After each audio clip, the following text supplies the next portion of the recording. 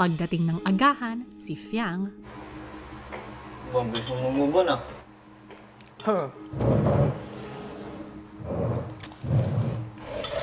Mamubon ka na agad. Bilis ah. Bilis ah. Ganun dapat. Pakilala mo, hindi mo pa.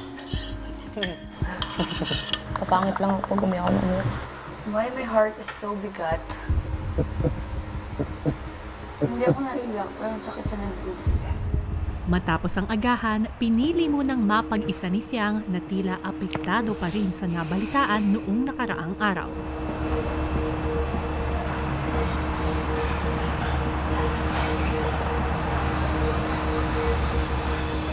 Maya-maya, dinamayan siya ng kanyang mga kaibigan.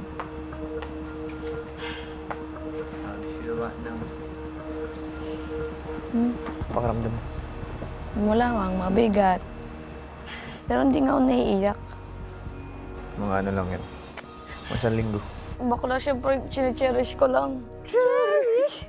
Hindi, syempre, dinadamdam ko lang. Para mas mabilis. Agay ko. Babaliw na ako. Kausapin ko na lang siya. Hindi, nagsisi yun. Bakla, aminin niya ba yun kung hanggang ngayon kinakausap niya pa? Umiyak ka ba nun sa confession? Bakla, grabe ako nun. Alam mo yung pasigaw ni iyak ko? Ay, suffer, sakit, tabalabal. Masakit pa rin daw sa kanya. Nahayaan ko lang kung ano pong nararamdaman niya. Sinasamahan ko naman, kuya. Hindi ko inaan yung feelings niya. What if mas malala pa pala yung nararamdaman? Dahil Gaslighting pa more. Gaslighting mo sarili mo. Bigyan Gaslight. excuse. Gaslighting mo pa. Para mapagtakpan mo yung ginawa niya. Gaslight mo lang. Bakit nakakausap ko ba?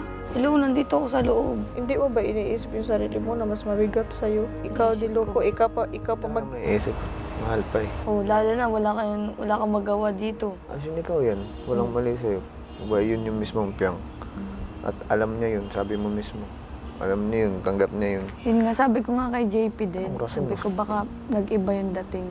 Kasi nga, dito sa loob, parang, okay, normie, pero anong dating sa labas? Hindi ko Baka naapektuhan siya sa mga sinasabi ng iba. Wala ho akong ibang magagawa kundi makinig po sa kanya para mas maintindihan ko yung nararamdaman niya, yung dating sa kanya. Pero ang tapang niya, ha? Tigas ng mukha, Charis. Good thing na inamin niya agad. Ikaw na nga nagsabi, ang tapang niya kasi nagawa niya yun. Mas iniisip niya talaga kasi sa pangalan niya. Gaslight mo pa. Wala kang pakialam. Pagtakpan mo sa sarili mong utak. Bakit paki mo ba? Wala. Intindihin niyo na lang muna ako. It's still fresh? One day pa lang? Bakit hindi mo kinaya? Di na lang inantay, 2 linggo na lang eh. Buwisit na to. Binang nanay ko, no? Kalandian mo. Yan sa'yo. Okay lang mag-emote, basta huwag mo lang kalimutan na mag-focus kung may mga taskable na ibibigay. Nananin mo kung nasan ka na lang. The feeling ko naman may Baka mali sa'yo talaga. may mali. Binod- Feeling mo meron talaga. May mali talaga ako. 50-50 nga. Siguro ho, yung mga nakikita po ni Sian, yung mga pagiging kilingi po ata ni Fiang dito sa loob ho ng bahay. Wala naman talagang karapatan, wala naman kayo. Sadyang gusto mo lang. Kasi nga hindi din maintindihan yung sitwasyon yung dalawa. Hindi mo binibigyan ng commitment yung lalaki. Kasi nga, ang daming rason mo. 20 years old, mom's approval. Yun na yun. Anong sense nun? Ito na, lantad na, nandito ka. Dito nila nalaman. Anong sense na hindi mo pa binibigyan ng commitment? Sige, paglabas. Ang landi mo talaga. It's okay.